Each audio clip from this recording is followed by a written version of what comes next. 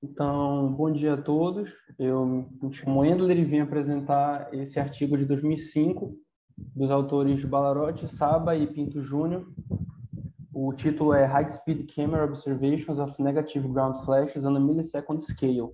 Então, o título já deixa bem claro qual é a ideia do artigo, que é analisar apenas os raios negativos da nuvem para o solo em uma escala de milissegundos que vai ser justificada pela câmera utilizada nesse trabalho. Vou passar aqui. Ok. Então, como informações gerais, eu começo reportando a vocês que esse artigo ele utilizou 455 flashes observados com a câmera super rápida, obtidos de 40 tempestades distintas, e também fez a comparação com dados da rede RINDAT, que é a Rede Integrada Nacional de Detecção de Descargas Atmosféricas. O objetivo de utilizar essa rede foi para detectar a polaridade, já que o objetivo era analisar apenas raios negativos, e também obter a distância dos flashes até a câmera. Então, provavelmente a rede dá a localização em latitude e longitude, e a gente sabe onde está a posição da câmera e dá para tirar a diferença. Além disso, eles também usaram um sensor de campo elétrico rápido. Por quê? O objetivo foi verificar a diferença de tempo entre as descargas de retorno, que eu vou usar a sigla aqui DR, em uma escala de microsegundos. Por quê? A câmera possuía uma resolução temporal de 1000 frames por segundo, mas com o campo elétrico é possível observar os eventos em uma escala de microsegundos. Então, isso foi importante e logo eu vou explicar por quê. Então, as análises do artigo, ele ressalta duas situações. A primeira foi 6 descargas de retorno com 2 terminações simultaneamente conectadas por alguns milissegundos. É o que é definido como raio bifurcado, porque de um mesmo canal derivou uma segunda ramificação que atingiu um outro ponto de contato no solo, que é o que se chama de strike points, né? Então, nesse caso aqui, deixa eu achar meu aqui. Aqui nós temos o solo, veio o raio, tocou nesse ponto de contato, strike point 1. E aí, logo em seguida, veio de uma outra ramificação desse canal e conectou no outro ponto de contato, formando um strike point 2. Então, é isso que ele define. E para isso, tem que estar conectado por alguns milissegundos, que eu vou explicar melhor também. O segundo caso de ressalva aqui foi um grande número de casos com corrente contínua inferior a 10 segundos, o que não era muito comum, ao menos na época que o artigo foi escrito. Por quê? A classificação de corrente contínua é CC longa, maior que 40 milissegundos, CC curta, entre 10 e 40 milissegundos, e tinha-se uma classificação que, na época, era uma CC questionável, era uma CC duvidável, que eram aqueles casos em que a possível duração estava entre 1 e 10 milissegundos. Por quê? Como é uma duração relativamente curta, é fácil confundir com alguns ruídos. Ruído é uma palavra, eu acho que não muito boa, mas com algumas partes do próprio return stroke, da descarga de retorno, e o artigo ressalta também algumas formas de onda causadas por raios intranuvem. E aí, pela duração ser pouca, pode ter uma confusão nessa definição. Porém, o artigo define o termo CC muito curta como sendo aquela inferior a 10 milissegundos, e ele também vai justificar. CC muito curta. Ressalta-se para esses casos que, quando a gente está analisando uma forma de onda, o objetivo de focar na análise CC, em alguns casos, essa duração temporal pode ser subestimada e, em alguns casos, ela pode ser sobreestimada. Quando a gente analisa a forma de onda do campo elétrico, isso fica mais claro, porque seria mais ou menos assim. Aqui a gente tem o tempo e aqui nós temos o campo elétrico. Campo elétrico. Ok. Então, quando a gente tem uma descarga de retorno, a gente tem algo parecido com isso aqui. Aí pode ter uma CC, que é um nível acima de 0, aí depois baixa, e aí nós temos uma descarga subsequente, por exemplo. Então, a ideia de subestimar o valor da duração da CC ou sobreestimar seria em encontrar um tempo limite para a gente falar aqui acaba a descarga de retorno, aqui começa a corrente contínua. Aqui acaba a corrente contínua e aí vai para o zero até vir uma descarga de retorno subsequente. Então, esse é o ponto de equilíbrio, tentar encontrar esses limites. E quando a gente considera, por exemplo, um limite total para toda forma de onda, que aí o artigo fala da pulse tail, a tradução literal fica cauda, não sei se é usado esse termo, mas que seria essa ideia. Quando termina a forma de onda do Electron Stroke, para a gente considerar a CC. Características do sistema. A câmera super rápida utilizada foi essa aqui, Red Lake Motion Scope 8000S, com uma resolução temporal de 1 milissegundo, que dá 1000 frames por segundo. O trigger foi manual e a gravação era de mais ou menos 1 segundo do trigger manual, totalizando 2 segundos no total, 2000 frames. Aqui a gente já relaciona que 1 frame vai ser equivalente a 1 milissegundo. E isso vai ser útil nas tabelas que o artigo usa. A gente ter essa definição clara. A comparação do tempo da câmera com a da rede Hindad foi feita diretamente por causa da sincronização com o GPS. E em relação ao sistema de campo elétrico rápido, utilizaram uma antena flat plate com essa banda de detecção, 306 Hz até 1,5 MHz, e isso caracteriza uma banda de frequência de campo elétrico rápido, diferente do campo elétrico lento, que vai até algumas dezenas de Hz, que aí a gente tem escalas de 1 a 10 segundos, mais ou menos, e aí é bem diferente a forma de onda. E a taxa de amostragem foi de 5 megasamples por segundo. Aqui o artigo já vai direto para os dados dos resultados, que os dados foram obtidos de 2 cidades, São José dos Campos e Cachoeira Paulista, em um total de 455 flashes. E aqui ele pondera 78% deles foram detectados pela Hindad.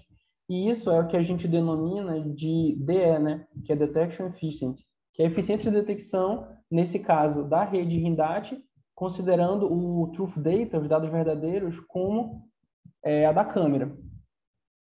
O intervalo entre strokes obtido variou de 31 microsegundos até 782 milissegundos, um valor bem alto até. A duração da CC variou de 1 milissegundo até 541 milissegundos.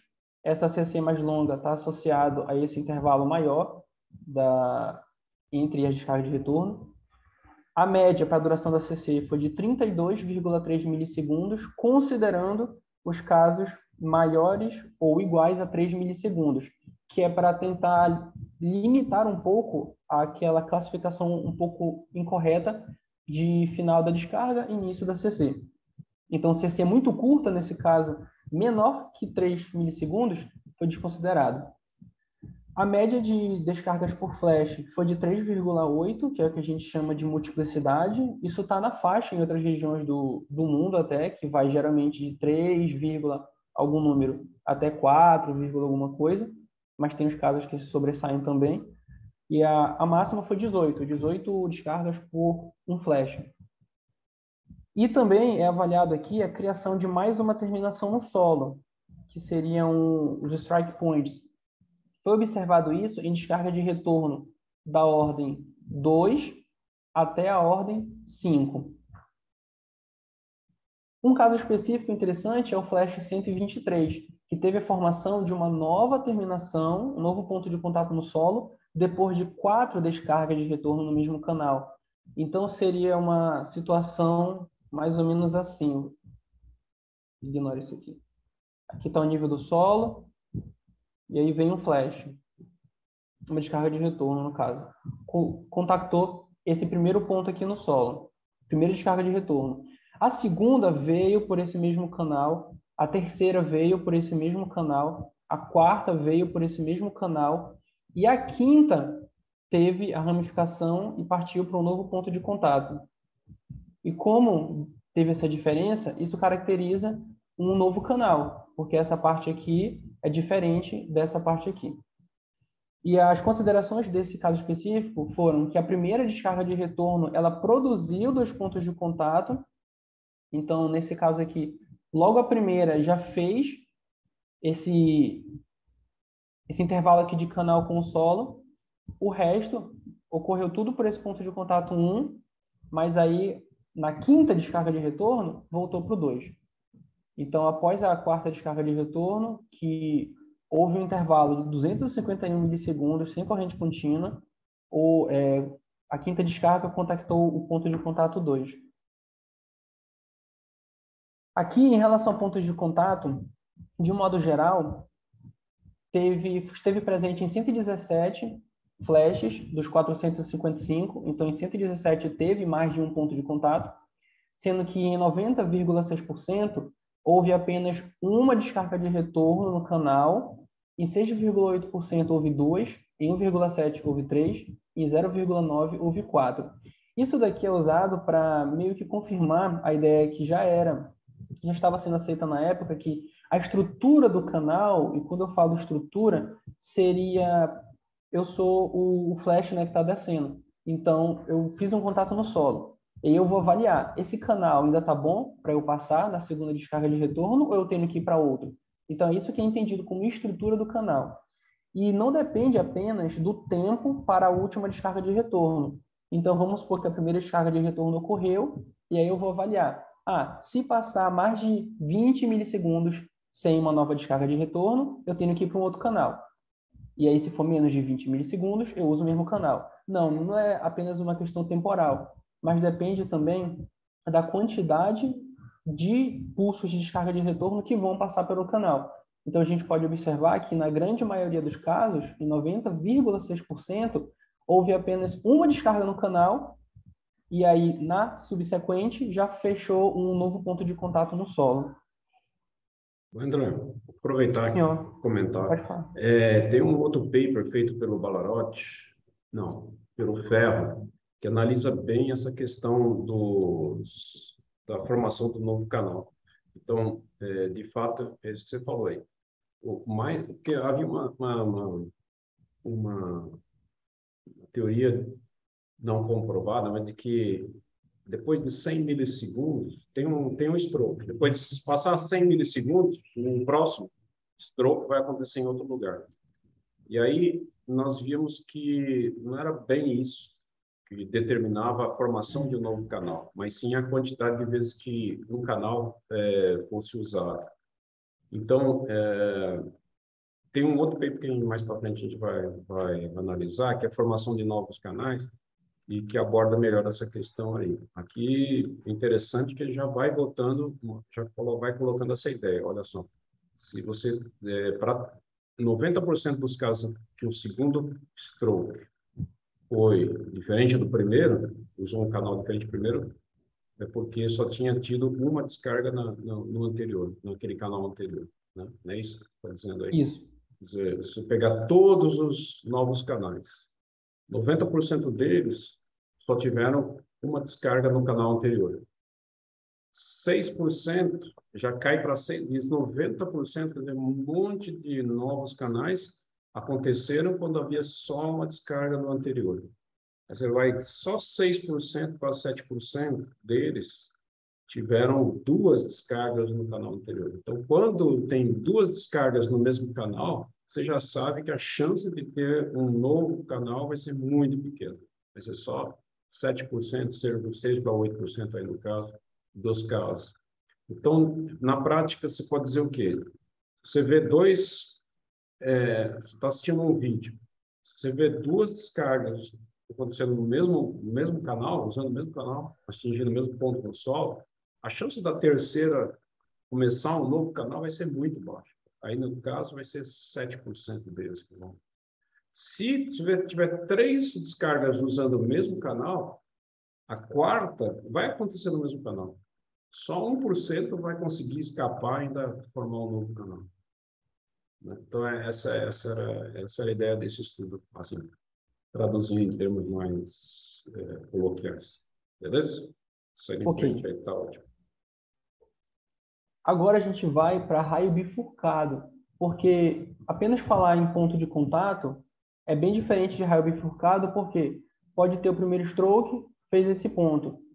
E aí depois o canal se apagou, né? Veio um novo stroke, e aí, vou representar aqui do lado. Isso é um novo stroke. Fez um outro caminho, por exemplo, e bateu no outro canal. Desculpa, no outro ponto de contato.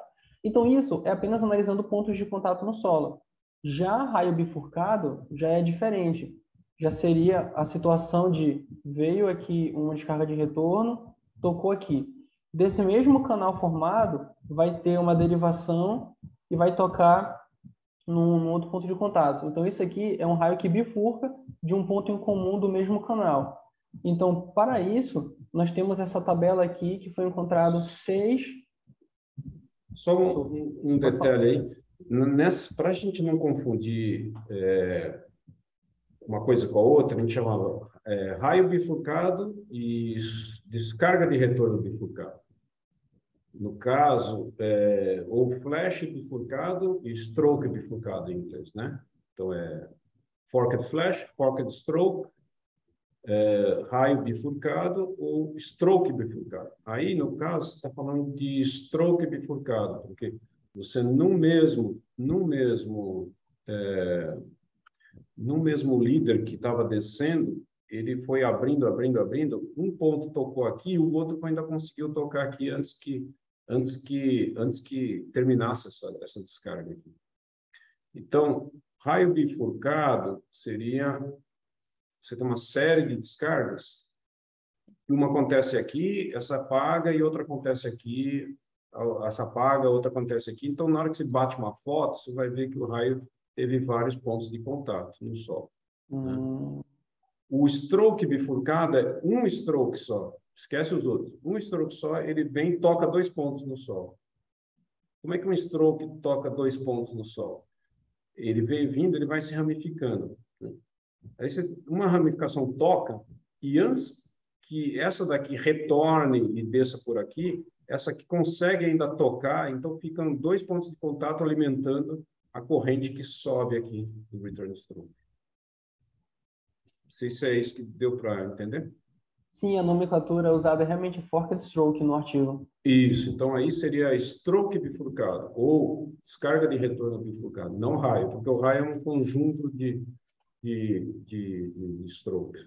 Então esse aqui eu posso chamar de raio bifurcado, só porque ocorreu em esse é novo raio ponto de contato. bifurcado. E o outro é descarga de retorno bifurcado. Ok, perfeito. Tá? Obrigado, professor. Beleza? Porque senão vai dar confusão na hora de falar terminologicamente. Um é stroke bifurcado, outro é raio bifurcado. O raio bifurcado, você tem descargas que tocam pontos diferentes, então ele foi bifurcando, né? Um bateu aqui, depois o outro veio e bateu aqui. Agora, o stroke bifurcado, quando o mesmo líder, que é bifurcado, toca em 2 pontos e alimenta o mesmo canal a partir de 2 pontos no solo. É muito curioso isso. É o que está na imagem do paper, figura 1 do paper. Isso, eu vou mostrar daqui a pouco. Beleza. Tá. Ok, entendido. Então, nesses casos de descarga bifurcada de forked stroke, teve 6 casos aqui analisados pelo artigo. E essa duração aqui se refere a uma duração em que os 2 pontos ficaram ativos, né, ficaram iluminados no vídeo por mais de nesse caso, por mais de 2 frames. Então, a definição aqui dessa descarga bifurcada foi visualizar 2 pontos de contato distintos com duração de, no mínimo, 2 frames para mais. Além disso, em 5 desses 6 casos observados, a diferença de tempo entre as 2 conexões foi inferior a 1 milissegundo. E é fácil definir isso porque seria uma situação assim, que nós estamos analisando aqui, por exemplo, 2 frames. Em um frame, nós vemos o flash bem aqui, por exemplo. No outro frame, que é 1 milissegundo depois, é muito tempo, a gente já veria... Vou tentar fazer igual aqui. A gente já veria isso aqui. Ou seja, se de um frame para o outro a gente já viu as 2 conexões, então a gente já pode afirmar que o tempo entre essas 2 conexões foi inferior a 1 milissegundo, porque está dentro do mesmo quadro, a gente não consegue ter um detalhe mais específico. Seria isso que representa essa afirmação. A gente só consegue como foi possível observar, ter uma análise mais precisa olhando o sensor de campo rápido. Então, aqui nós temos a numeração dos 6 flashes analisados, que ocorreu essa descarga bifurcada. Nessa coluna é a duração do primeiro contato e do segundo. Então, aqui, por exemplo, nós temos que ocorreu juntamente os dois. Quando bateu o frame, eles estavam juntos. Eles duraram 2 milissegundos juntos, ou seja, 2 frames, e depois os dois apagaram. Então, por isso que está esse buff aqui. Já nesse segundo caso, o primeiro ponto de contato durou 6 milissegundos, 6 frames, e quando ocorreu o segundo ponto de contato, ele durou apenas 1 milissegundo, 1 frame. Então, essa é a ideia dessa coluna. Nessa terceira coluna, temos aqui a ordem do stroke envolvida. Então, por exemplo, para esse caso aqui, que o primeiro ponto de contato durou 2 frames e o segundo durou 3 frames, a ordem do stroke envolvida foi a primeira. Então, logo na primeira descarga de retorno, já seria isso daqui, né? Por exemplo, já na primeira descarga de retorno, já ocorreu esses 2 pontos de contato. E aí teve um caso que foi na segunda e um caso que foi na quarta. Aqui é o tempo do ponto de contato mais longo. Tem essas situações aqui sem informação, que foi quando não foi possível observar qual ponto de contato conectou primeiro. Novamente, seria o equivalente a essa situação. De um frame para o outro, eles conectaram juntos. Então, por isso que nesse tempo entre os pontos de contato está menor que 1 milissegundo. Menor que 1 milissegundo, menor que 1, menor que 1. Porque a gente não conseguiu diferenciar. Nesse caso aqui, nos outros casos, que foi possível observar o ponto de contato que chegou primeiro, sempre, no caso desses 3, quem chegou primeiro dura mais. Ou seja, o segundo ponto de contato, ele se apaga primeiro. E nesses 2 casos, o tempo entre os 2 pontos de contato foi em microsegundos, porque deu para observar no campo. Nesse caso aqui, demorou 31 microsegundos para conectar o segundo ponto, e nesse caso, 253 microsegundos. Já nesse aqui, já demorou bastante, que foi 2 milissegundos, foi 2 frames. Então, seria o caso de... Eu vou usar a borracha aqui. Vou apagar esse aqui. Opa, problemas técnicos aqui. Seria o caso de... Aqui. É muito pequenininho para ver aqui a caneta. Em um frame conectou, no outro frame continuou só ele também, e em um terceiro frame, que aí a gente vai verificar o outro ponto de contato. Foi essa situação. Então, a diferença entre o contato do primeiro para o segundo foi inferior a 2 frames e não a 1 frame. Então, essa tabela carrega bastante informação sobre esses casos de descarga bifurcada. Aqui é um exemplo, só ressaltando aqui, né, é descarga bifurcada, que foi o flash 221, que aí a gente consegue observar um ponto, mais ou menos por aqui, que é onde bifurca. Esse ponto de contato aqui foi o primeiro, esse aqui foi o segundo. Nesse flash 221, o tempo, a diferença entre os pontos de contato, no caso, só retificando, o flash 221, que é esse aqui, não deu para diferenciar, por isso que o tempo é menor que 1 milissegundo. Então, a gente só observa 2 pontos de contato, mas não sabe qual foi o primeiro.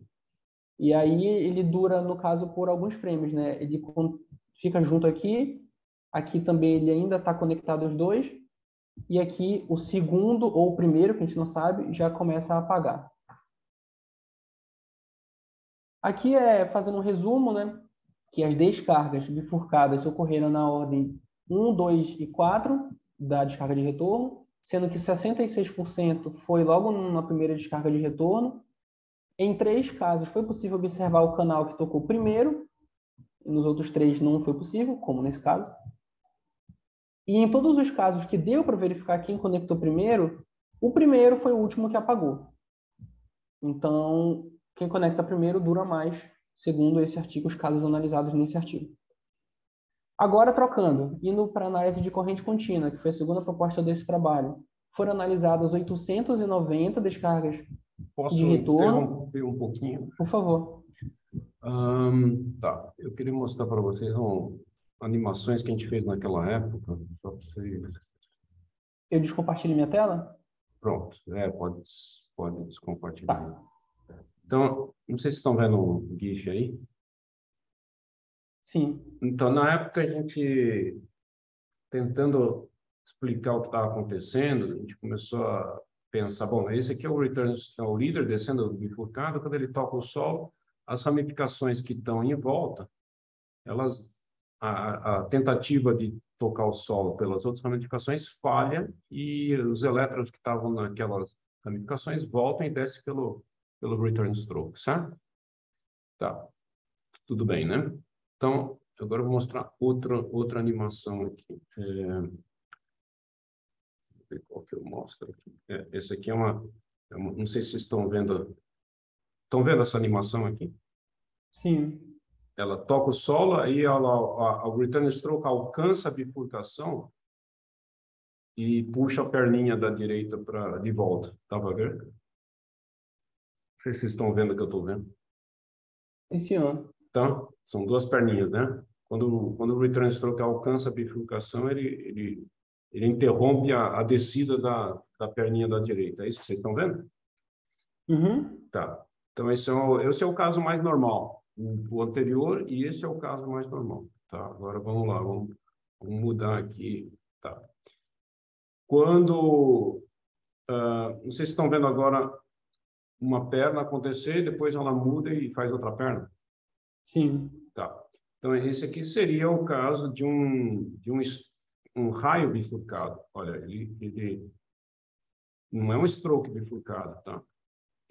Acabou o primeiro stroke, já foi o segundo, teve dois strokes aí. Aí eu estou mostrando dois strokes, dá para ver? Dá sim. Tá. Então, o primeiro stroke não tem nada a ver com o segundo. Ele usa parte do mesmo canal, né? E depois acaba tocando o solo em outro lugar. Veja que se a base da nuvem estiver abaixo desse ponto que é comum, você vai ver só duas pernas independentes. Assim, tá, né? Depende de onde está a base da nuvem. Se a base da nuvem é alta, você vai ver um trecho comum. Dá para entender isso? Sim, senhor. O resto do povo está captando também, né? Então, vocês estão vendo o mouse aqui, a minha mouse aqui, né? A Sim. mãozinha passando? Então, eu estou pondo a mãozinha aqui no ponto de comum. Esse canal ele vem usando o mesmo segmento de trecho até onde está a mãozinha. Só que o segundo return stroke perde o caminho e começa um novo. Mas se minha base da nuvem estiver abaixo da mãozinha, eu vou ver como se fossem dois palitos, duas pernas independentes, né? Se a nuvem a base da nuvem está alta, eu vou ver o trecho comum. E aí eu vou ver, ele bifurcou aqui. Beleza? Tá. Próximo caso, deixa eu ver, esse aqui já mostrei, quando não tem perda do canal. Aqui o que eu queria mostrar, então, tá, deixa eu ver se já mostrei. Vamos para o próximo. Esse também já mostrei. O último aqui, que era o que faltava. Vocês estão vendo aqui esse caso aqui? Esse Sim. caso é do return stroke bifurcado. Veja que eu tenho só um return stroke com duas ramificações, só que quando a primeira bate no solo, até a informação de que encostou no solo chegar no ponto de bifurcação, a segunda ramificação já consegue, né, ir lá e tocar o solo. Então, você fica com um stroke bifurcado. Deu para entender? Deu sim, bastante. Tarja, Paola, Ivan, tudo bem? Sim, sim, sim. Dá para ver a diferença, né? Aqui eu tenho esse líder da direita aqui, ele toca o solo antes da informação chegar no ponto de ramificação. Porque na hora que a informação chega aqui, o meu terra sobe para cá, é como se o terra do solo, ele subisse aqui. Na hora que ele sobe aqui, ele puxa de volta as cargas, vamos dizer assim, né? As cargas retornam para esse potencial aqui. Mas se ele demorar e não conseguir chegar, o outro líder, o outro braço do líder continua se propagando até tocar o solo, e aí você vai ter um return stroke bifurcado, não um raio bifurcado. Beleza? E Tá bom. professor, e nesse último GIF que o senhor mostrou, como Hum. seria mais ou menos a explicação de quanto mais descargas tem no canal anterior, no caso, no primeiro canal, quanto mais descargas tiver, menor a probabilidade de fazer um novo ponto de contato? É, Porque o canal vai apagando, né? porque toda vez que você usa um canal, se você para de passar corrente, o plasma vai esfriando e vai se recombinando, os elétrons que estão livres vão sendo recapturados pelos átomos e vai se neutralizando o canal, então ele vai se tornando menos condutor. Então, rapidamente, o ar volta a ser neutro. Então, ele tem que estar bem aquecido. Se ele estiver bem aquecido, ele mantém a condutividade dele. Então, toda vez que você usa um canal, você esquenta. Se você demorar muito tempo para usar de novo, ele vai esfriar e você pode perder o caminho. Tá? Essa é uma opção, muito tempo sem usar. Mas, mais importante que isso, é quantas vezes ele é usado. Então, se você ele usa uma vez, você usa uma segunda vez, você reaquece aquele canal, deixa ele bem condutor, e a terceira vai seguir o mesmo caminho, vai seguir o mesmo percurso. É uma combinação Entendi. das duas coisas, tá? É uma combinação de duas coisas. Se você usa uma vez só, a chance de ter um novo canal sendo formado é grande, é 90%. Se você usa duas vezes, a chance cai para 10% dos casos. Mas, se você usou mais de duas vezes, então, para usar um novo canal, você precisa de um tempo maior. Aí sim você vai precisar de um tempo maior, quando você usa mais de uma vez. É isso que vai aparecer no outro paper do FET. Esse estudo parou aí, nunca mais ninguém puxou isso para ver. E era feito com câmera de HS1, 1000 frames por segundo. Então não dava para ver muita coisa. Hoje, com as câmeras rodando em 100.000 frames por segundo, 20.000 frames por segundo, daria para ver isso muito melhor. E olhar o campo elétrico, porque o que acontecia, e eu acho que não sei se o paper vai falar, é que a gente via, às vezes, o sistema se perdia quando tinha um stroke bifurcado, que dá dois pulsos muito próximos. E no campo elétrico é que a gente vê esse tempo muito próximo, 31 microsegundos, você mede no campo elétrico, você vê dois toques no chão, pá, pá, né? Pelo mesmo stroke, vem assim, pá, pá. E aí você vê dois pulsos de return stroke pelas duas ramificações que tocam o solo, pá, né? Isso daria para ver que só dava para ver com o campo elétrico, essa diferença no tempo, porque em 1 milissegundo já tocou os dois faz tempo, daria para ver hoje com as câmeras de alta velocidade. Então, é uma coisa aí, põe aí na sua lista de to-do aí, porque eu acho que é um estudo que daria para ser desenvolvido.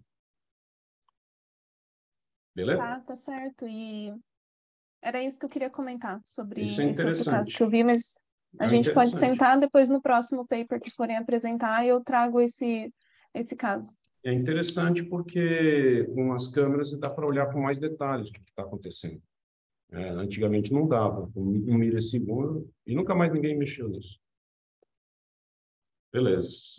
Bora em frente? Vamos em frente, então. Posso compartilhar de novo? O senhor tem que permitir eu compartilhar, professor. Eu já permiti, vê aí. Tá. Ok.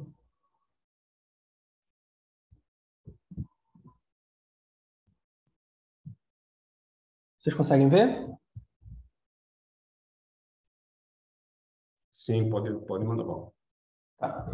Então, agora a gente vai para a segunda parte do paper, que é esquecer um pouco os strokes bifurcados e ir para a corrente contínua, que foram selecionados 890 descargas de retorno de 233 flashes, e a definição agora de CC muito curta é aquela com duração de 3 até 10 milissegundos. E isso ocorreu em 17%, 154 dos flashes. No total, 28% dos flashes possuíam algum tipo de CC. Só que essa diferença aqui é de 11%. Ou seja, em apenas 11% dos dados analisados, houve CC curta, que seria de 10 a 40 milissegundos, ou CC longa, acima de 40 milissegundos. E isso foi discutido que era algo diferente, que no geral tinha mais situações, maior porcentagem com ocorrência de CC curta ou longa. E aqui, a distância entre a câmera e o raio foi de até 80 quilômetros. É só um dado que eles colocaram referente à análise da Hindati, né, que foi possível obter a distância entre os flashes e a câmera. Aqui é o flash 436, que teve uma CC muito curta, que é justamente o que o professor acabou de comentar. Isso daqui, nesse caso, teve uma CC muito curta, mas isso também corresponde a uma descarga bifurcada. Esse aqui foi no ponto de contato 1, por exemplo, e esse aqui foi no ponto de contato 2, só que nesse evento, desculpa, tá aqui. Nesse evento aqui, esse pulso não corresponde à primeira descarga de retorno, porque é o evento 436, e se a gente voltar aqui, o 436, a descarga bifurcada ocorreu na quarta descarga de retorno. Então, esse aqui seria a quarta descarga de retorno. A gente pode até ver aqui na escala de tempo que começa aqui no frame 653. Então, o trigger já foi dado muito provavelmente antes e já pegou pulsos antes. Então, aqui seria a quarta descarga de retorno e microsegundos depois teve a bifurcação. Então, eu achei interessante isso, professor, o senhor pode me confirmar, porque eu acho que é impossível, só olhando o campo, a gente conseguisse afirmar que isso era uma descarga bifurcada, né? Eu nem sei se foi um ponto de contato diferente, eu só sei que aqui tem uma descarga de retorno e aqui tem outra. Eu não sei se foi bifurcado ou não, certo? É isso mesmo, quer dizer, a vantagem de ter a câmera é que você pode observar essas coisas. Você vê no mesmo frame, tocando dois pontos no solo, né? E no campo elétrico você vê dois return strokes que você não sabe, teria a menor noção de onde eles estão acontecendo. É isso mesmo. Achei bem interessante. Ok. E aqui a gente vai para o último resultado do paper, que é o histograma da CC muito curta, ou seja, aquela que corresponde entre 3 e 10 milissegundos. E aqui a gente consegue observar que a maior parte dos eventos que tem corrente contínua, em 60 deles, dos analisados, foi entre 3 e 4 milissegundos. Ou seja, já é CC muito curta, mas no menor intervalo ainda. E a minoria, dentro da CC muito curta, aproximadamente aqui, que foi 5, número 5 aproximado, ocorreram com duração de 8 a 9 milissegundos. Então, é só para a gente ter uma ideia geral, né, de qual a distribuição dos casos que teve CC muito curta. Então, era isso que eu queria apresentar para vocês. Se tiverem dúvidas, a gente pode discutir. Excelente. O histogramazinho feio, né? Poxa vida, como é que eu deixei passar um negócio desse? Tá bom. Mas veja que essa região das correntes contínuas era um pouco explorada. Por quê? Porque com o campo elétrico, meu amigo, você não consegue saber o que foi return stroke, o que foi início de corrente contínua, entendeu? Então, o que era o rabinho, a tail, a cauda do return stroke, e o que era a corrente contínua para quando os valores eram muito abaixo de 10 milissegundos. Por quê? Como é que eles mediam as correntes contínuas naquela época? Um campo elétrico, sim, mas campo elétrico lento. Então, era campo elétrico lento. Então, o campo elétrico lento, o return stroke, ele acontece, aí você, em vez de ele ter um retorno ao zero, ele sobe. Exatamente. Aí, ó, exatamente. Então, você tem... Na verdade, você teria um degrauzinho aqui antes dessa subida aí. Você tem um degrauzinho nessa subida. Isso. Aí ele sobe reto. Isso. Ele sobe reto aí e aí sobe uma rampa. Exatamente. Aí, exatamente. Esse degrauzinho você desenhou até muito bem, pequenininho, porque geralmente o return stroke que começa uma corrente contínua, ele tem um pico de corrente menor. Então, esse é um tema muito interessante das correntes contínuas. Você desenhou 3 return strokes, certo? Sendo que o terceiro teve corrente contínua longa. Eu consigo perceber que teve corrente contínua, não sei se foi longa ou não, mas eu percebo que teve uma corrente contínua porque a transferência de carga continuou subindo com o meu campo, alterando o meu campo.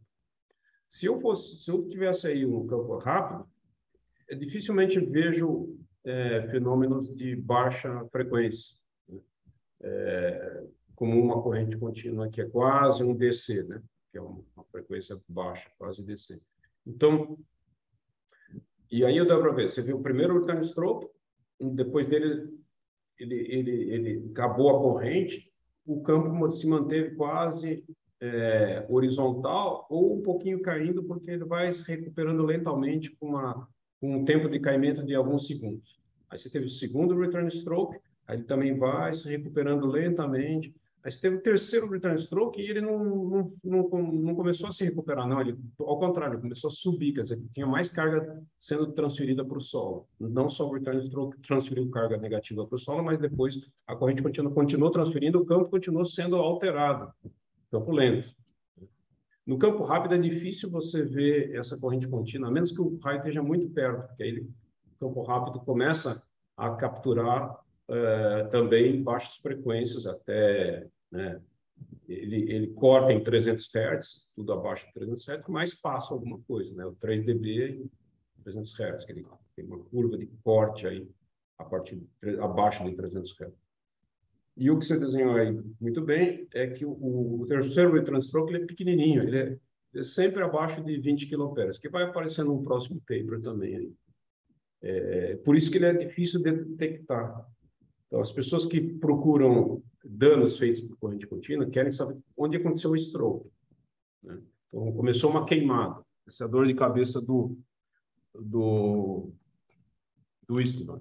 Está atrás dos raios que produzem queimada. Os raios que produzem queimada, eles geralmente têm corrente contínua longa, porque se você bate uma corrente muito rápido no material combustível, você não consegue aumentar a temperatura dele o suficiente para entrar em combustão. Então, se você joga uma corrente, ainda que seja alta, em cima de uma grama seca, se você não manter a corrente durante mais de 1 milissegundo, algum tempo, ela não vai queimar porque não chega a temperatura aumentar o suficiente para entrar em combustão. É que você querer acender um cigarro e passar o isqueiro muito rapidamente para o cigarro. Não vai acender, né? O cigarro hoje está proscrito. Então, acender uma vela, você vai passar o isqueiro por ali, ou não passa o fósforo por ali, mesmo que seja quente, muito quente, se você passar muito rápido, pode ser um maçarico, passar muito rápido no pavio da vela, o pavio da vela não vai chegar à temperatura necessária para começar a combustão. Assim também uma árvore, um campo seco, ele precisa não só, ele precisa de tempo para esquentar.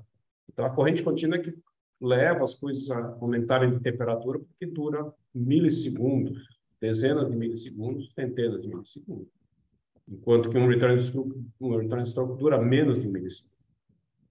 Só que o problema de detectar esses caras é que o que você detecta no raio é sua componente de radiação, de radioativo. É aquele pulso de alta frequência que percorre longas distâncias, que é o return stroke. O return stroke é intenso o suficiente e o pulso que ele gera em VHF, ou o que for, ele vai se propagar por uma distância. A corrente contínua, ela não produz uma onda eletromagnética intensa o suficiente para propagar muito por uma grande distância. Então, você fica dependendo do return stroke para detectar os raios. Você quer algo intenso para poder ser detectado por antenas que estão a 100 km de distância, 10 km. Só que se você depender do return stroke para capturar um evento de corrente contínua, você mal vai conseguir saber onde caiu esse return stroke, porque você não consegue detectar, ele é muito pequenininho, ele está abaixo de 20 kHz quando tem corrente contínua longa. Então, essa relação entre pico de corrente e corrente contínua é muito interessante, porque a gente não consegue detectar esses caras que produzem corrente contínua com os sistemas atuais, né? Existem já alguns que estão querendo desenvolver sistemas que medem a quantidade de carga transferida, o momento de carga, né? Que aí usa campo magnético, usam outras, mas não os sistemas habitualmente, os normais. Os caras que inventarem, tem gente tentando fazer isso, sistemas de detecção, RINDAT, Brasildat, todos esses sistemas aí que conseguissem ver a corrente contínua, saberiam onde estão acontecendo as queimadas, os danos em sistemas de alta tensão, né, transformadores, eles são os que produzem queimas de material, corrente contínua. Então, essa relação pico de corrente e corrente contínua virou um tema de um próximo paper, que vai ser, não sei quem que vai falar, que eu peguei todos os raios que tiveram corrente contínua longa e vi qual era o pico de corrente.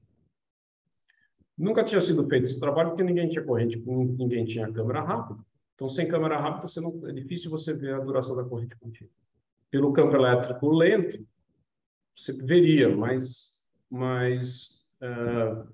difícil saber onde ele aconteceu, difícil confirmar que é uma coisa. E se o raio está mais distante, aí que você não vê nem o campo elétrico lento vai ver essa curva da corrente contínua.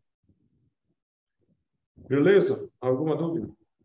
Professor, então, eu já vi algumas formas de onda de raio tipo, muito, muito perto. Aí o primeiro return stroke é mais ou menos assim. Então, isso já seria a corrente contínua, eu acho. Tem o pulso, e aí tem uma rampa, tem uma barriga bem grande. Isso. Aí depois ele volta. Isso daqui no campo que você está falando? No campo rápido. No campo rápido. Parece assim mesmo. Deixa eu ver se eu tenho um caso aqui. Acho que eu tenho. Vamos ver. Ok, deixa eu tirar aqui.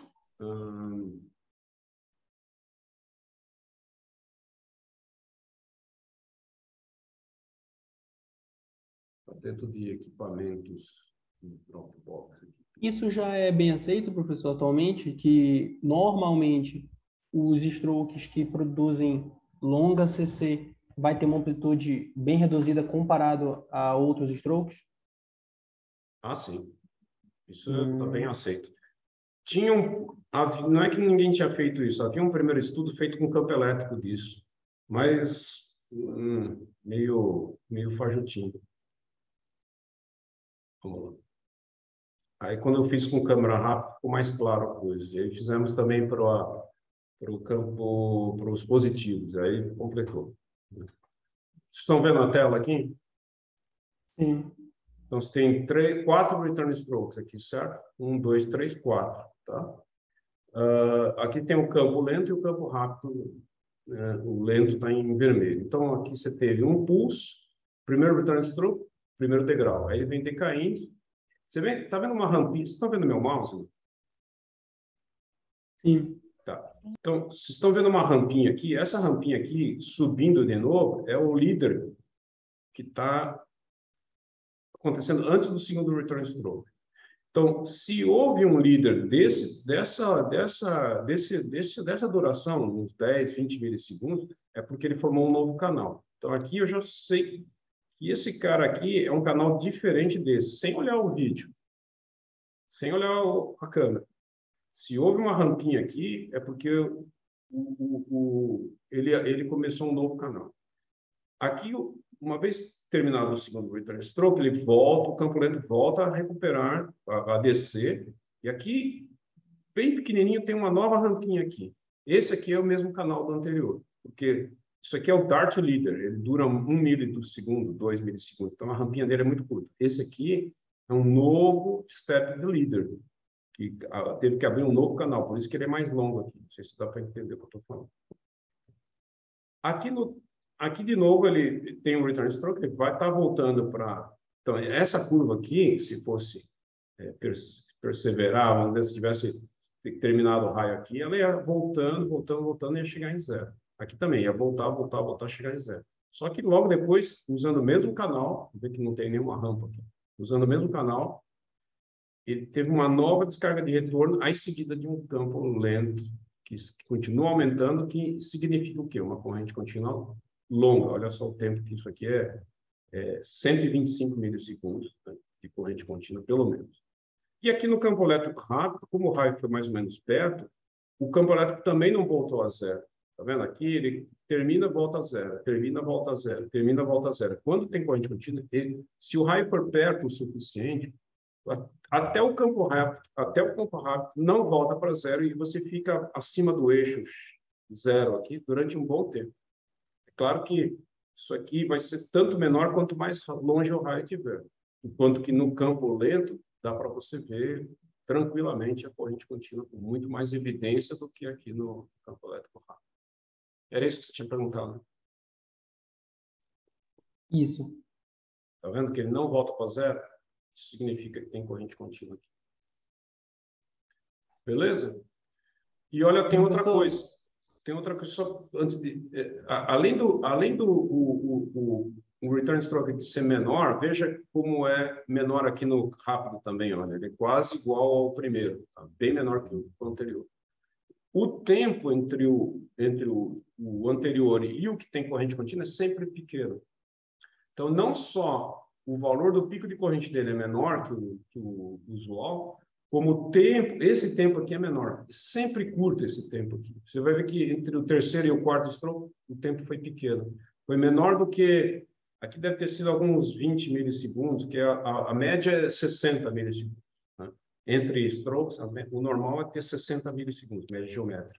Aqui você vai ter uns 20 ou 30. Então, para você reconhecer um raio que teve corrente contínua, você sabe que o pico dele tem que ser baixo e que o tempo entre ele e o anterior tem que ser curto. Fala.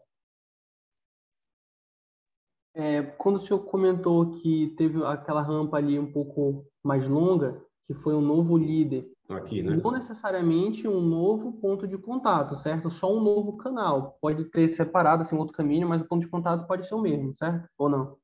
Não, ele teve que abrir um novo caminho no ar, por isso que demorou mais tempo para ele chegar no solo, por isso que essa rampa aqui é mais longa. Ele não tocou mesmo o ponto no solo, porque se tivesse tocado, ele rapidamente teria chegado lá. Como ele teve que abrir um novo caminho, ele gasta um tempo longo de novo.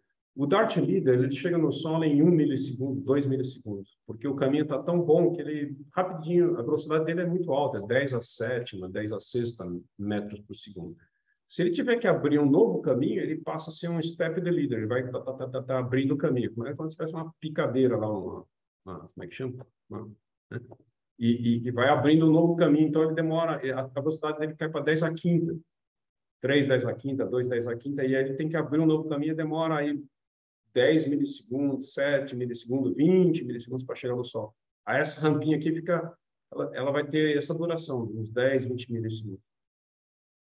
Deu para entender?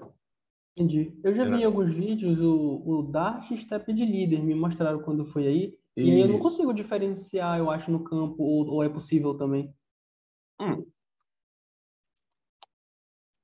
O Dart Step the Leader, ele pode até usar o mesmo canal, é que ele começa como um Dart, e aí ele vê que o canal embaixo já decompôs, já ficou muito pouco condutor, e aí ele tem que abrir o mesmo canal. Você tem razão, você pode abrir o mesmo canal, porque o canal decaiu, aí passou muito tempo entre o primeiro return stroke e o segundo, então ele vem até um certo momento como se fosse um dart, e aí depois você vai ver até pulsos de step, ainda que ele siga o mesmo canal puxando. Pode acontecer também. Geralmente, quando a rampa é muito longa, é que ele abriu um outro canal em direção ao Sol. Ah, ok. Isso que o senhor está mostrando foi de um raio positivo ou é outra convenção? Poderia ser um raio positivo com 4 return strokes? Difícil, né? Muito difícil. Eu nunca vi. Eu já vi return positivo com, acho que no máximo 3 strokes. É uma outra coisa que a Paula vai dizer para a gente, se existe algum positivo com mais de 3 strokes. Mas quando você vê assim 4 strokes, negativo. Positivo tem 1 stroke, no máximo 2. Né? Beleza? Entendi. Alguma outra dúvida? Só para ficar claro, professor, o senhor comentou algumas coisas que eu achei interessante. Eu já li, mas eu não me recordo. O professor já explicou para a gente aqui do laboratório, que é essa questão de, o senhor comentou, quando o raio é muito perto, até o campo elétrico rápido até o rápido. Isso, até o rápido pega. Isso. Aí, só a questão dessa distribuição de frequência, quer dizer que os raios que estão mais longe fica mais na alta frequência, por isso que o campo É, rápido não pega a corrente contínua é e porque baixa? exatamente, porque o campo elétrico de alta frequência é o que percorre grandes distâncias. As baixas frequências, elas são atenuadas rapidamente. Elas estão...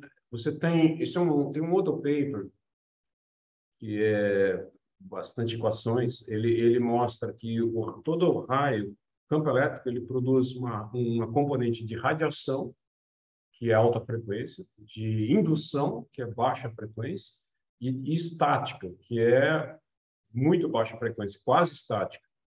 Então, você tem uma carga que é transferida, estática. Você tem uma corrente que acontece, indução. E você tem uma onda eletromagnética de alta frequência que tem um alcance bem maior. Se bem que se você aumentar muito a frequência, se você for ver em micro-ondas, aí o alcance volta a ser pequeno. Então, tem um range aí de 10 kHz, que tem um certo alcance. Aí, se você abaixar um pouco, ele alcança até aquele, por exemplo, as ressonâncias Schumann, ela consegue, são ondas de baixa frequência, mas que conseguem refletir na ionosfera, aí já é um outro caso. Então, varia um pouco, difícil, seria ir com calma nesse assunto aí, para explicar direitinho. Eu acho que o Kleber está pensando em falar isso numa das aulas dele, no curso aí que ele vai dar para os alunos. Entendi, Vamos ficar por professor. aqui? Pode falar. Não, só para finalizar aqui, eu lembrei agora mesmo das componentes, e aí, quando a gente vê a rampa muito longa, igual que eu desenhei ainda há pouco, quando o raio é muito perto, é aquela eletrostática, né, que pega aquela barriga, aquela rampa. Aí depois a Sim. gente vê, sei lá, centenas de quilômetros, a gente vê praticamente só a radiação, que já começa as ondas da ionosfera. Aí já muda bastante a Isso. forma de onda. A propagação da onda eletromagnética gerada por um raio é um assunto complexo. Você dá uma estudada melhor nisso. Mas já te digo assim, o campo rápido só pega corrente contínua se estiver muito perto, como esse caso aí. Acho que estava uns 7 quilômetros, por aí. Abaixo de 10 quilômetros, ele ainda vê dá para você ver a própria corrente contínua no campo elétrico rápido. Também depende da amplificação que você está usando. Entendi. Obrigado. Muito bem, pessoal. Então, eu vou ter que sair também agora. E foi ótimo. Parabéns aí, Wendel. Obrigado pela exposição. Vou parar aqui.